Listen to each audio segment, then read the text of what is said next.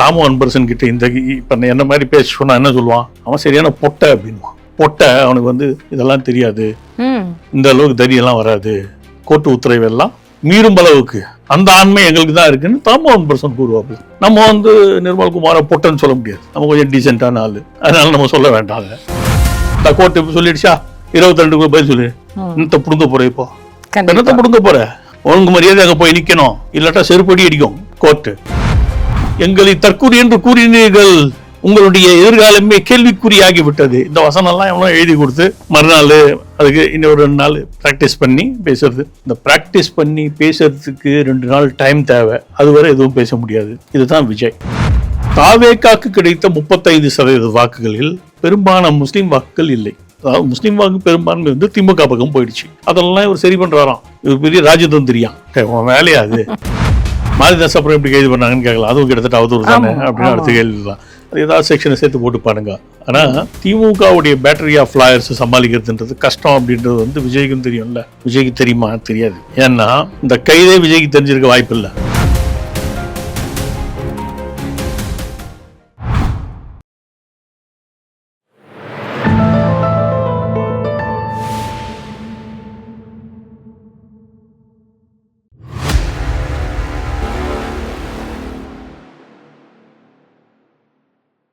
தாமரை TV நேயர்களுக்கு அன்பான வணக்கம். இன்று நமது நேர்காணலில் சிறப்பு விருந்தினர் பாஜகவை சார்ந்த கல்யாணராமன் அவர்கள் நம்முடன் இருந்திருக்கிறார். சார் வணக்கம். வணக்கம். நம்ம வந்து இதுக்கு முன்னாடி யார் ஆட்சி அமைப்பாங்க அப்படிங்கிற ஒரு சின்ன ஒரு விஷயத்தை வந்து நம்ம பேசியிருந்தோம். கண்டிப்பா விஜய்க்கான வாய்ப்புகள் இருக்குன்னு நீங்க வந்து கெஸ் பண்ணி சொல்லியிருந்தீங்க. அவருடைய மூவ் வந்து மற்றவங்க எப்படி கணிக்கிறாங்கன்னு தெரில. பட் நான் கணிச்சது வந்து பார்த்தீங்கன்னா இப்போ இருக்கக்கூடிய யங்ஸ்டர்ஸை வச்சு நான் பார்க்குறேன்னு நீங்கள் ஒரு விஷயம் சொன்னீங்க. அதே போல் இன்னைக்கு தாவேகா ஆட்சி அமைச்சிருக்கு. இதில் திமுகவில் இருக்கக்கூடிய முன்னாள் அமைச்சர்கள் இந்த ஒரு 3 நாட்களுக்கு முன்னாடி இது யாரும் பெருசாக பேசல, இந்த நாயோட ஆட்சியிலலாம் நான் இருக்கணும் அப்படின்னு என்னோட தலையெழுத்து, எவன் வந்து எம்எல்ஏன்னு தெரியல, எந்த நாதேரி வந்து தப்பாக எடுத்துக்க வேண்டாம், என்னன்னா நம்மளுடைய நேயர்கள் வந்து நம்ம வந்து தவறா எடுத்துக்க வேண்டாம். இதெல்லாம் நான் சொன்னது கிடையாது. இதெல்லாம் ஒரு முன்னாள் அமைச்சர் தாமோ அன்பரசன் அவர்கள் வந்து எவனே தெரியாது, ஒரு நாய் வந்து சிஎம் சீட்ல உட்காந்துக்கிட்டு இருக்கு, கேவலமா இருக்கு அப்படின்னு தமிழக முதல்வர் விஜய் அவர்களை வந்து ரொம்ப கேவலமாக விமர்சனம் செய்திருக்கிறார். அது மட்டும் இல்லாமல் வந்து இப்படிதான் ஒரு வார்த்தையை உச்சரிக்கணும் அப்படிங்கிறது இல்லாம ரொம்ப விரக்தியின் உச்சத்தில் அவர் பேசியிருக்கிறார். நீங்க இதை எப்படி பாக்குறீங்க? நீண்ட நாள் ஒரு மூத்த தலைவராக நீங்க இதை எப்படி பாக்குறீங்க? முதல் விஷயம், இதுக்கு முன்னாடி அவங்க யூஸ் பண்ண அதே வார்த்தைகளுக்குள்ளேயே நான் வர்றேன். இந்த நாய் நாதாரி கூட தான் நீ குடும்பம் நடத்தின. என்ன தாமோ அன்பரசனுக்கு 1970கள் பற்றி தெரியுமா என்ன எனக்கு தெரியல. அந்த காலகட்டத்தில் ஒரு நாயை கைது பண்ணுறாங்க. ஏன் நாய் அப்படின்னா, அந்த நாய் வந்து நடு ரோட்டில் இருக்கிற பொட்டை நாய் பின்னாலாம் சுற்றிட்டு இருக்கும். என்ன நடு ரோட்லேயே கண்டதெல்லாம் பண்ணும். அதனால என்ன பண்ணாங்க, அந்த நாயை ஒரு நாள் வலை போட்டு பிடிச்சி கொண்டு போய் அதை ஊசியிலே குத்துறாங்க சிறைச்சாலையில் வச்சு. அந்த நாயோட தான் நீ வந்து கூட இருந்த அமைச்சரா? புரிஞ்சது. இந்த நாய் நாதாரின்னு ஏதோ சொல்றியோ, அதனால மிசான்னு சொல்லிட்டு சித்துறாங்க. ஆனா அதுல அந்த நாய் மிசால போலன்றது வந்து அவங்களுக்கே தெரியும். ஏன்னா திமுகவை பொறுத்தவரை அத்தனை பேரும் முன்னாடி வந்து ஒரு பேர் வச்சுப்பான், மிசா கணேசன், மிசா குப்புசாமி, மிசா சோன்சோ, மிசா சோன்சோன்னு. இந்த நாய்க்கு மட்டும்தான் மிசா சோன்சோன்னு இல்லை பேரு. என்ன அப்போ இந்த நாய்க்கு இந்த நாய் மிசால போலன்றதை நம்ம பட்டவர்த்தனமா தெரிஞ்சுக்கலாம். அதனால இந்த நாய் நாதாரின்னு பேசுறதெல்லாம் விட்டுடணும். அது வந்து அது விரக்தியின் உச்சகட்டமாக இருந்தால் கூட சில இங்கிதங்கள் இருக்கணும். கண்டிப்பா நான் சொல்றேன், எனக்கு குற்றச்சாட்டுகள் இருக்கு விஜயை நோக்கி, எனக்கு குற்றச்சாட்டுகள் இருக்கு. அன்எஜுகேட்டட்னு சொல்றேன், இல்லிட்டரேட்னு சொல்றேன். விஜய்க்கு எந்த ஒரு சப்ஜெக்டுமே தெரியாது. விஜயோட உடன் நெருக்கமாக நடித்த ஒரு நபருடன் ஒரு 2.5 மணி நேரம் நான் உட்கார்ந்து இதுக்காக பேசிட்டு தான் இந்த சப்ஜெக்ட் உள்ள வரேன். நான் எப்போ பார்த்தாலும் அந்த ஸ்கிரிப்ட் இருக்கு இல்லையா, அந்த ஸ்கிரிப்டை மனப்பாடம் பண்ணுறது மட்டும்தான் வேலை. சோத்தை பார்த்துக்கிட்டு ஒருத்தரோடையும் பேசுறது இல்லை. பேப்பர் படிக்கிற பழக்கமே இல்லை. பேப்பர் படிக்கட்டா உனக்கு அறிவே வராது. அறிவுபூர்வமாக எதையும் வளர்த்துக்க முடியாது. பேப்பர் பிறகு கேள்வி ஞானம். அவர் கேள்வி கேட்குறேன், அது மூலமாக வந்து இந்த பிரச்சனை இதுக்கு என்ன தீர்வுன்னு கேட்கும்போது அந்த பிரச்சனைக்கான பதில் வந்து கற்றறிந்த நபர்கள் சொல்லுவாங்க. அப்படின்னா கற்றறிந்த நபர்களுடைய தொடர்பு இருக்கணும். கற்றறிந்த நபர்களுடைய தொடர்பு, அதற்காக கற்றாரை காமொருவர்னு சொல்கிறதுக்கு மீனிங் அதுதான். என்ன, கற்றறிந்த நபர்கள் உடன் இல்லை, கற்பதற்கான புத்தகங்கள் இல்லை, படிப்பறிவு இருக்காருன்னா அது மாதிரி எதுவுமே இல்லை. 10th வந்து ப்ரைவேட்டு, ஏதோ டியூஷன் வச்சு பண்ணணும். +2 ப்ரைவேட்டு. அப்புறம் பிஎஸ்சி வந்து பிஎஸ்சி படிக்க முடியுமா எனக்கு தெரியல. ப்ரைவேட்டில் படித்தவங்க வந்து ஆர்ட்ஸு காமர்ஸு அந்த மாதிரி தான் படிக்க முடியும். பிஎஸ்சி எப்படி படிக்க முடியும்? பிஎஸ்சி படிக்கணும் அப்படின்னா +2ல் சயின்ஸ் எடுத்துருக்கணும். +2ல் சயின்ஸ் எடுக்கணும்னா ப்ராக்டிகல்ஸ் இருக்கணும். ப்ரைவேட் படிக்கிறவங்களுக்கு அது அனுமதி இல்லை. அப்போது பிஎஸ்சி எப்படி படித்த அப்படின்ற ஒரு கேள்வி வருது. இதெல்லாம் அஃபிடவிட்டில் இருக்கிறத வச்சு நான் பேசிகிட்டு இருக்கேன். ஸோ ஒரு வேளை பிஎஸ்சி அப்படின்னா அதில் ஏதோ பொய் இருக்குன்னு எடுத்துக்கலாம். ப்ரைவேட் 10th ப்ரைவேட் +2 அதை நான் ஏற்றுக்கிறேன்னா நான் கூட ப்ரைவேட்டில் எழுதி தான் பாஸ் பண்ணேன், +2 மட்டும். அதனால் அது ஓகே. அது அப்போது படிக்கும் பழக்கம் கிடையாது, கற்றறிந்த நபர்களுடன் நெருக்கம் கிடையாது. யாரோ ஸ்ட்ராட்டஜிஸ்ட்னு ஒருத்தன் வந்து கூட உட்காந்துட்டு வழிகாட்டுவான். பணத்தை ஒருத்தன் கொண்டு வந்து இன்வெஸ்ட் பண்ணிவிட்டு வெயிட் பண்ணிகிட்டு இருப்பான், இது மாறுதான்னு. அவனே வந்து ஸ்ட்ராட்டஜி ஃபார்மும் நடத்துவான். இதன் மூலமாக உருவாக்கப்பட்ட முதல்வர் தான் விஜய்ன்றது என்னுடைய விமர்சனம். அதனால தான் விஜயால் ஒரே ஒரு நிமிஷம் கூட சுயமாக பேச முடியவில்லை. அந்த 20 நிமிஷம் திருச்சியில் பேசினா 20 நிமிஷம் பேசுறதுக்கு 2 நாள் பயிற்சி எடுக்கணும். அந்த த்ரோ, இந்த கை எப்படி இருக்கணும், அந்த சினிமாவில் நடிக்கிற மாதிரி அப்படியே முழுக்க அது நடிப்பு தான். என்ன, எங்களை தற்கூரி என்று கூறினீர்கள், உங்களுடைய எதிர்காலமே கேள்விக்குறியாகி விட்டது. இந்த வசனம்லாம் எவ்வளோ எழுதி கொடுத்து மறுநாள் அதுக்கு இன்னொரு 2 நாள் ப்ராக்டிஸ் பண்ணி பேசுறது. இந்த ப்ராக்டிஸ் பண்ணி பேசுறதுக்கு 2 நாள் டைம் தேவை. அதுவரை எதுவும் பேச முடியாது. இதுதான் விஜய். ஸோ எந்த விதமான ஞானமும் இல்லாத ஒரு இல்லிட்டரேட் அன்எஜுகேட்டட் பர்சன் தான் விஜய். இதை நான் சொல்கிறேன். இது விமர்சனம். அது என்ன நாய் நாதாரின்றது? நீ அந்த நாய் நாதாரியோட தான் நீ குடும்பம் நடத்தின அமைச்சரா? இல்லை, எங்களுக்கு என்ன சந்தேகம்னா, மாரிதாஸ் அவர்களுடைய வழக்கு கைது நடவடிக்கை எடுத்ததில், சவுக்கு சங்கர் அவர்களுடைய கைது நடவடிக்கைகளில், வரதராஜன் இவங்க எல்லாமே வந்து ஒரு யூடியூபர்களாக தன்னுடைய விமர்சனங்களை என்ன இருக்குங்கிறது கருத்துக்களை வச்சாங்க. ஆனால் ஒரு திமுகவில் ஒரு முன்னாள் அமைச்சர், ஒரு முன்னாள் பதவியில் இருந்தவங்க, இன்னைக்கு அவங்க எந்த பதவியிலும் இல்லை. ஆனால் தமிழக முதல்வரை இவ்வளவு கேவலமாக ஒரு நாயோட ஆட்சியில் நான் இருக்கேங்கிறது எனக்கு கேவலமா இருக்குன்னு சொல்ற இல்ல, அப்படி சொல்ற ஒருத்தர் வந்து இவங்க மேல எல்லாம் கருத்துக்களை தெரிவிப்பதற்கு கைது நடவடிக்கை அப்படிங்கும் பொழுது ஒரு தமிழக முதல்வரை நேரடியாகவே அட்டாக் பண்றாங்க. அப்பயும் அவங்க மேல கைது நடவடிக்கைகள் எடுக்கலங்கிறது ஒரு கேள்வி. இதுல ஒரு சின்ன ட்ரிக்கி ஆஸ்பெக்ட் இருக்கு. நாய் நாதாரின்றதுக்கெல்லாம் கைது பண்ண முடியாது. அதுக்கு உச்சபட்சம் வந்து அவதூறு வழக்கு போடலாம், ஆனா கைது பண்ண முடியாது.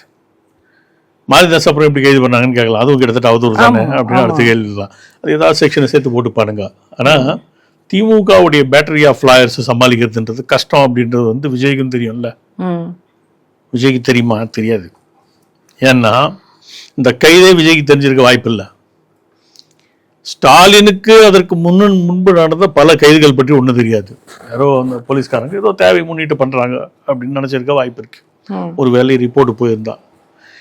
இவர்கள் அனைவருமே தங்களுக்கு என்ற ஒரு மாய லோகத்தை உருவாக்கி கொண்டு வாழ்கிறார்கள்.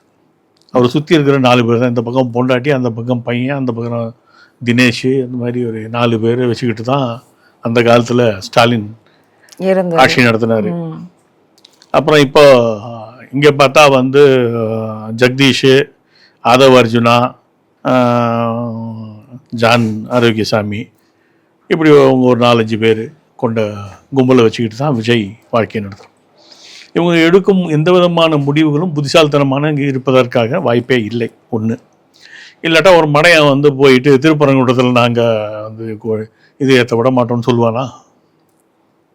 நீ அமைச்சர், நீ இங்கே உட்காந்துட்டு அதுதான் பேசிகிட்டு இருந்த ஒரு காலத்தில், நீ போய் அங்கே போய் உட்காந்துக்கிட்ட உடனே வந்து வேற மாதிரி மாற்றி பேசுவியா? வாய் மூடி சும்மா இருந்தீங்கன்னா பரவாயில்ல. நான் நிர்மல்குமாரை சொல்கிறேன், புரியுது. வாய் மூடி சும்மா இரு. கோர்ட்டு உத்தரவு முடிச்சிச்சு, நீ அவன் அதுக்கு மேலே இது பண்ணுறது. 22ஆம் தேதி வரைக்கும் டைம் கொடுத்துருக்காங்க. கோர்ட் வந்து தமிழக அரசு பதில் சொல்லணும் அப்படின்னு சொல்லி. கிணத்தனமா இல்லை, பைத்தியக்காரன் கூட போய் தானே வந்து மாட்டிக்க மாட்டான். அறிவில்லாத வந்து அந்த மாதிரி தான் பெணாத்துவான். இவங்களுக்கு என்னன்னா, ஏன் இதை பண்றாங்க? அடுத்த கேள்வி வருதுல்ல, தேவையே இல்லாமல் ஒரு விஷயத்துக்குள்ள ஏன் வர வேண்டும்? அங்க நின்று ஜெயிச்சுட்டா வாய முடிவு சும்மா இருக்க வேண்டியதானே? தேவையில்லாம வாயை கொடுத்துட்டியா? எதுக்கு கொடுத்துக்கிட்ட இப்போ? ஏன்னா தாவேக்காக்கு கிடைத்த 35% வாக்குகளில் பெரும்பாலான முஸ்லீம் வாக்குகள் இல்லை. அதாவது முஸ்லீம் வாக்கு பெரும்பான்மை வந்து திமுக பக்கம் போயிடுச்சு. அதெல்லாம் இவர் சரி பண்றாராம். இவர் பெரிய ராஜதந்திரியான். உன் வேலையா அது? கையில் ஆட்சி அதிகாரம் வந்துருச்சா, வந்த கையோட போ, ஆட்சியை பண்ணு ஒழுங்கா. உனக்குன்னு கொடுக்க உன்னுடைய துறையும் கிடையாது, அது உன் சம்மந்தப்பட்ட துறையும் கிடையாது. சரி, ஓகே, அந்த ஊர் ஒன்று தேர்ந்தெடுத்திருக்கு, அதுக்காக நீ ஏதாவது பேசணும்னா கோர்ட்டின் உத்தரவை நாங்கள் மதிக்கிறோம்னு சொல்லிட்டு போ. நிச்சயமா ஈஸி. நாங்க ஒண்ணும் பண்ணலைங்க, எங்களுக்கு ஒரு கருத்து இருக்கு, ஆனா கோர்ட் வந்து வேற கருத்து இருக்குங்க அப்படின்னு சொல்லிட்டு எஸ்கேப் ஆயிட்டு போயிட்டு உன்னால மாத்தி பண்ண முடியுமா? உனக்கு வந்து திமுக காரம் பண்றது மாதிரி கோர்ட்டை அவமதிக்கிற தில்லு இருக்கா? அந்த ஆண்மை இருக்கா உனக்கு? அந்த ஆண்மை உனக்கு இல்ல. இதை வந்து தாமோ அன்பரசன் கிட்ட இந்த இப்ப என்ன மாதிரி பேச சொன்னா என்ன சொல்லுவான்? அவன் சரியான பொட்டை அப்படின்வான். பொட்டை, அவனுக்கு வந்து இதெல்லாம் தெரியாது, இந்த அளவுக்கு தைரியெல்லாம் வராது, கோர்ட்டு உத்தரவு எல்லாம் மீறும் அளவுக்கு அந்த ஆண்மை எங்களுக்கு தான் இருக்குன்னு தாமோ அன்பரசன் கூறுவாப்புல. நம்ம வந்து நிர்மல்குமாரை பொட்டன்னு சொல்ல முடியாது, நம்ம கொஞ்சம் டீசெண்டான ஆளு என்ன, அதனால நம்ம சொல்ல வேண்டாங்க. ஸோ உனக்கு எது தேவையோ அதை பேசு. நிச்சயமா தேவைக்கு மேல அரசியல் பண்ணா அவமானப்பட வேண்டிய நிர்பந்தத்திற்கு நீ தள்ளப்படுவாய். இந்த கோர்ட்டு சொல்லிடுச்சா 22 பதில் சொல்லு, என்னத்தை புடுங்க போற? இப்போ என்னத்தை புடுங்க போற? ஒழுங்கு மரியாதை அங்க போய் நிக்கணும், இல்லாட்டா செருப்படி அடிக்கும் கோர்ட்டு. அதுக்காக எப்போ வந்து எல்லாத்தையும் மூடிட்டு இருக்கணும் உனக்கு தெரியணும். இது வந்து நிர்மல்குமாருக்கான படிப்பினை. கண்டிப்பா. சும்மா கையில் அதிகாரம் பண்ணா என்ன வேணாலும் பேசலான்ற அந்த அணுகுமுறை இருக்கு இல்லையா? அந்த ஒட்டுமொத்த கலை கூத்தாடி கும்பல் கோமாளி கூட்டமே அப்படிதான் இருக்கு. ஒன்னு வந்து ஜிங்கு ஜிங்கு ஜிங்கு ஜிங்குன்னு டான்ஸ் ஆடிட்டு இருக்கு. ஒருத்தன் போயிட்டு வந்து வால்வோ பஸ்ஸா, ஸ்டேட் கவர்மெண்ட் பஸ் இல்லைங்கன்றான். அவன் தான் டிரான்ஸ்போர்ட் மினிஸ்டர் தமிழன் பார்த்திபன். அவன் பேர் கூட மனசுல பதியல, அது வேற விஷயம். சரி, இதெல்லாம் இட் ரிவால்வ்ஸ் அரவுண்ட் மெச்சூரிட்டி. நாயை அடிப்பானா மலத்தை சுமப்பானு வாங்க, அந்த மாதிரி நீ எதுக்கு அங்க போற? முதல்ல போய் படி. உன் தலைவன்ல ஆரம்பிச்சு கடைகோடியில் இருக்கிற அமைச்சர் வர ஒருத்தருக்கும் படிப்பறிவு இல்லையா? இஷ்டத்துக்கு எதையாவது பேச வேண்டியது. தலைவனுக்கு பேசவே தெரியாது, கீழே இருக்க அத்தனை பேர் இஷ்டத்துக்கு எதையாவது பேச வேண்டியது.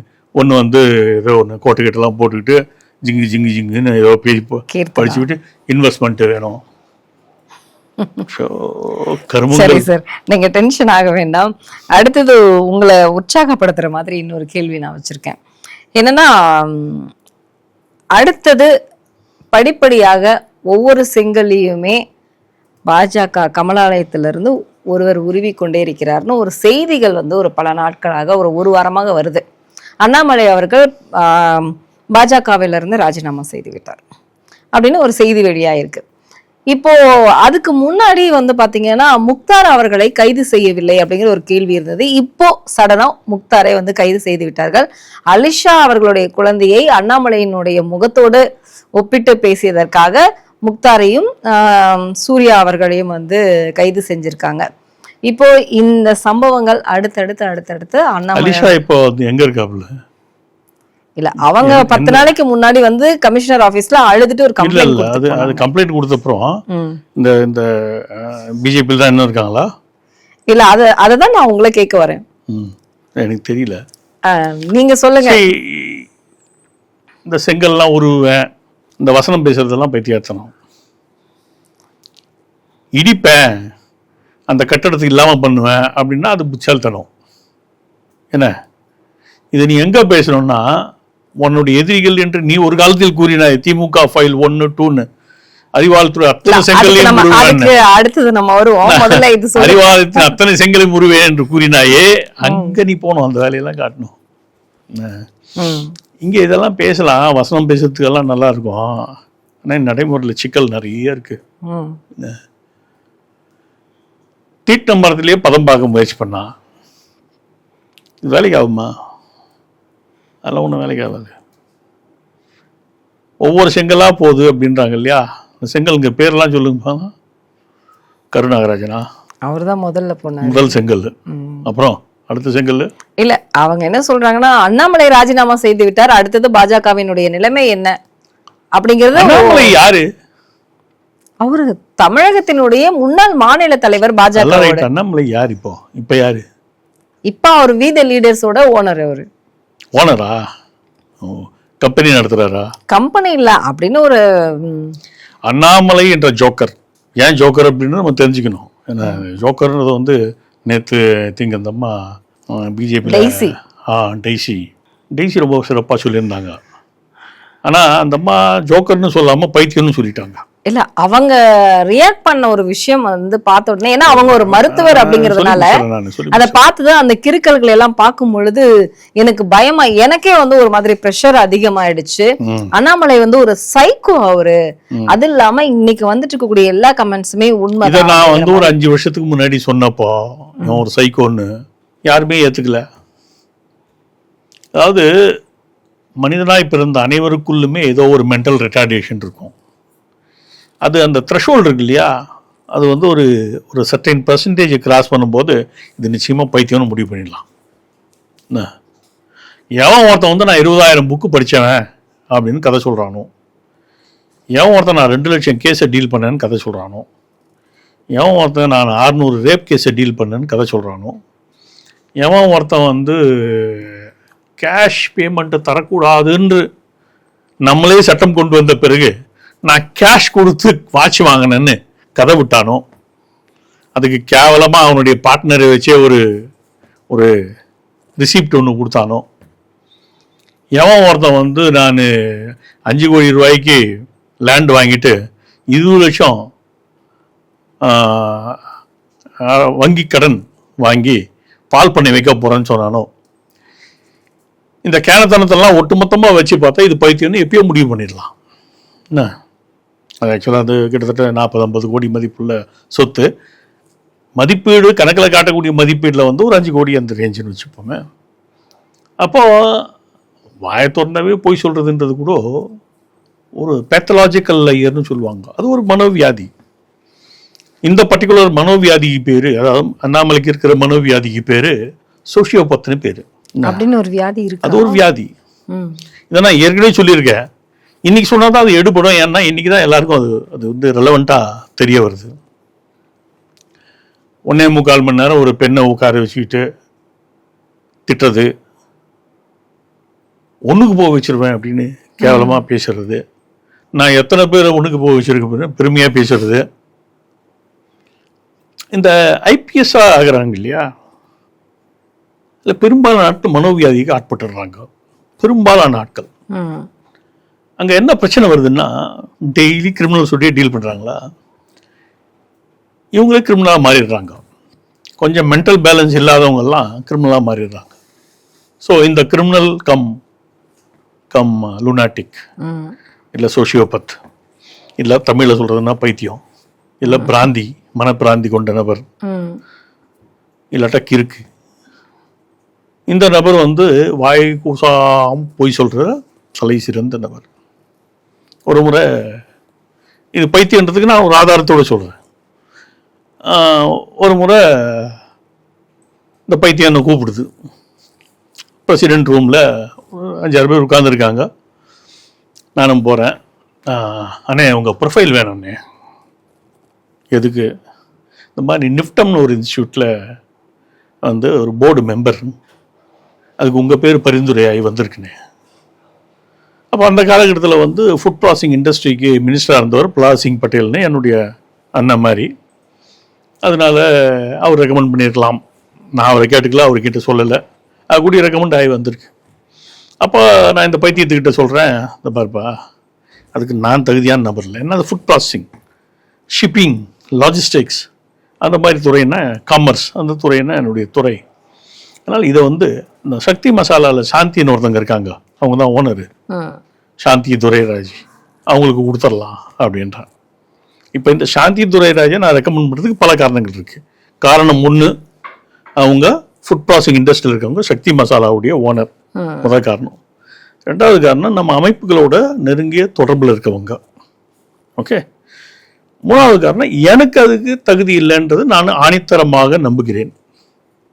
ஓகே, சரி. அந்த பைத்தியத்துடைய பார்வையிலிருந்து சொல்கிறேன், இன்னொரு காரணமும் இருக்குது. இந்த பைத்தியத்துடைய சமுதாயத்தை சார்ந்தது அவங்க. ஸோ அந்த பைத்தியம் வந்து இதை அக்செப்ட் பண்ணிக்கிறதுக்கான ஒரு காரணமும் சேர்ந்து இருந்தது. நான் சொல்லி முடிச்ச பிறகு அப்படியே போயிட்டு, அண்ணா எதுக்கும் உங்கள் ப்ரொஃபைல் கொடுங்கண்ணா. அவசியம் இல்லை, வேறு ஏதாவது பார்க்கலாம். அண்ணன் பாருங்க, அவருடைய அஜெண்டாவில் தெளிவாக இருக்கார். இங்கே இந்த 4-5 பேராண்டு இதில் எனக்கு என்ன அஜெண்டா? எனக்கு வரக்கூடிய ஒன்றை வந்து வேணான்னு சொல்கிறதுல என்ன அஜெண்டா இருக்க முடியும்? சரியா? இது ஒரு முறை சொல்லியிருந்தா பரவாயில்ல. நாங்கள் அப்படியே பேசிகிட்டே இருக்கோம். இந்த டாபிக் அப்படி இப்படி திரும்ப திரும்ப வந்த போது நான் ஏதோ காரணங்களை திரும்ப திரும்ப சொல்கிறேன். நிஃப்டம்னா என்ன, நிஃப்டம் வந்து பை ஆக்ட் ஆஃப் பார்லிமெண்ட் உருவாக்கப்பட்டது, நம்ம அதெல்லாம் கொண்டு வந்தார், அதெல்லாம் நான் சொல்லிகிட்டு இருக்கேன். அப்போது திரும்ப திரும்ப அது வரும்போது நான் சொல்கிறேன், அதான் சக்தி மசாலா இருக்காங்களே அப்படின்னு சொல்கிறேன். இல்லாட்டா அவங்க மகன் கூட இருக்காரு, அவர் கூட அந்த துறையில் தான் இருக்காரு, சம்மந்தப்பட்ட ஒருத்தர் இருந்தால் சரியாக இருக்கும். ஒவ்வொருத்தர் நான் பார்த்தீங்களா, அண்ணன் அவருடைய அஜெண்டாவில் தெளிவாக இருக்காரு. இதில் என்ன அஜெண்டா எனக்கு இருக்க முடியும்? புரியுதா? அஜெண்டா என்னன்னா, மனசுக்குள்ள ஒரு ஐடியாவை வச்சுக்கிட்டு அங்கே போய் உட்கார்ந்து அவங்க மண்டையை கழுவுறது, அந்த காரியத்தை சாதிச்சுக்கிறதுக்கு பேர் அஜெண்டா. காரியம் நடக்காட்டா கூட அந்த காரியத்துக்காக போகிறது அஜெண்டா. இங்கே அஜெண்டாவே இல்லாமல் நான் போகிறேன். அஜெண்டா இல்லாமல் இருக்கிறது கூட அஜெண்டான்னு சொல்கிறேன்னா அவன் பைத்தியமா இல்லையா? புரியுதா? ஸோ இந்த லூஸு வந்து ஒரு 8 வருஷத்துக்கு முன்னாடி வீத லீடர்ஸ்னு ஒன்று ஆரம்பிக்குது. என்ன, இந்த வீத லீடர்ஸ் ஆக்டிவிட்டியே கிடையாது. அதனுடைய கம்ப்ளீட் ரெக்கார்டு என்கிட்ட இருக்குது. என்ன, 8 வருஷமாக எந்த ஆக்டிவிட்டியும் கிடையாது. இந்த லூஸு ஒரு முறை என்னை பார்க்கணும் அப்படின்னு கூப்பிடுது, கேட்குது. ஏன்னா அந்த காலகட்டத்தில் ஒரு இன்ஸ்ட்ரக்ஷன் இந்த லூஸுக்கு கொடுக்குறாங்க. இங்கே இருக்கிற முக்கியஸ்தர்கள் எல்லாம் பார்த்து வச்சுக்கோ, நாளைக்கு உன்னை தலைவராக கொண்டு வரும்போது, அப்போ தலைவர் இல்லை, நாளைக்கு உன்னை தலைவராக கொண்டு போது இவங்க யாரும் உனக்கு அப்ஜெக்ஷன் பண்ணக்கூடாது, அப்போ இப்பயே அவங்களுடைய குட் புக்ஸுக்கு போயிடு அப்படின்னு. அதனுடைய அந்த லூஸு லிஸ்ட்டில் நானும் இருக்கேன். அதனால் என்னை பார்க்கணுன்னு சொல்லுது. நவம்பர் மாதம் 2020 நவம்பர் மாதத்தில் நான் மதுரையிலேருந்து கோயம்புத்தூருக்கு ட்ராவல் பண்ணிகிட்ருக்கேன். அப்போது இந்த லூஸை கூப்பிட்டு, கிட்டத்தட்ட உங்கள் ஏரியாவை நான் கிராஸ் பண்ணுறேன், சென்னையில் வந்து பார்க்க வேண்டிய அவசியம் இல்லை, எப்படியும் உங்கள் ஏரியாவை நான் கிராஸ் பண்ணுறேன் இல்லையா, நான் உங்கள் ஊருக்கு நானே வரேனே அப்படின்றேன். சரிங்கண்ணா, சந்தோஷம்ண்ணா, வாங்கண்ணா அப்படின்ட்டு அப்புறம் ஒரு வழியாக அவங்க ஊருக்கு போய் சேர்றேன். அவங்க ஊர் பக்கத்தில் ஏதோ ஒரு ஊரில் வந்து பனங்கொட்டையெல்லாம் நடுற ஒரு நிகழ்ச்சி நடந்துக்கிட்டு இருக்கு. நானும் போய் 2 பனங்கொட்டையை அந்த பள்ளத்தில் போடுறேன், குழியில். அப்போ நான் பார்க்குறேன் இந்த லூஸு 1-to-1 மீட்டிங் அன்றைக்கி தான் முறையாக நடக்குது. ஒரு 20 நிமிஷம் கூட வந்திருப்பேன். காரை விட்டு இறங்கி சொல்கிறேன், சரி நான் பைத்தியக்காரனாக இருப்பான் போல இருக்குன்னு. முழுக்க ஆர்டிஃபிஷியல். இதுக்கு பேர் தான் அஜெண்டா. என்ன, இந்த மனுஷனை வந்து பிடிச்சி வச்சுக்கணும், அந்த மனுஷனை பிடிச்சி வச்சுக்கணும், அந்த அக்காவை பிடிச்சி வச்சுக்கணும், இந்த அக்காவை பிடிச்சி வச்சுக்கணும். இவங்க யாரும் நாளை பின்ன நம்மளை தலைவராகும் போது தன்னோட சுயநலத்துக்காக எல்லாரையும் பயன்படுத்திக்கிட்டாரு சொல்ல வரீங்களா? தன்னுடைய சுயநலத்துக்காக இந்த கட்சியை பயன்படுத்திக்கிட்டு, சரி இந்த லூசு கர்நாடகாவில் இருக்கும்போது என்னெல்லாம் பண்ணுச்சுன்னு யாருக்காவது தெரியுமா? அவர் ஒரு நல்ல நேர்மையான அதிகாரின்னு தான் தன்னைத்தானே சொல்லிக்கிறது. நேர்மைன்றதுக்கு விளக்கம் என்ன? இப்போ நான் நேர்மைன்னு சொல்லலாம். என்ன, நான் யார்கிட்டையும் வந்து கை நீட்டி இதை பண்ணித்தரேன் அதை பண்ணித்தரேன்னு காசு வாங்கிறது இல்லை. நான் சொல்லலாம், நீ ஊர்வலம் இருக்கவெல்லாம் மிரட்டியும் பதவியில் உட்கார்ந்த பிறகு மிரட்டியும் உருட்டியும் இதை செய்து கொடுக்குறேன்னு அதை செய்து கொடுக்குறேன்னு கட்சியில் ஆட்கள் பொறுப்பில் போடுறதுக்கெல்லாம் காசு வாங்கினவன் தான் நீ. நான் இன்னொரு அதிர்ச்சிகரமான ஒரு சொல்கிறேன், அது நம்மளுக்கு தெரிஞ்சிருக்க வாய்ப்பு இல்லை, இருந்தாலும் சொல்கிறேன்.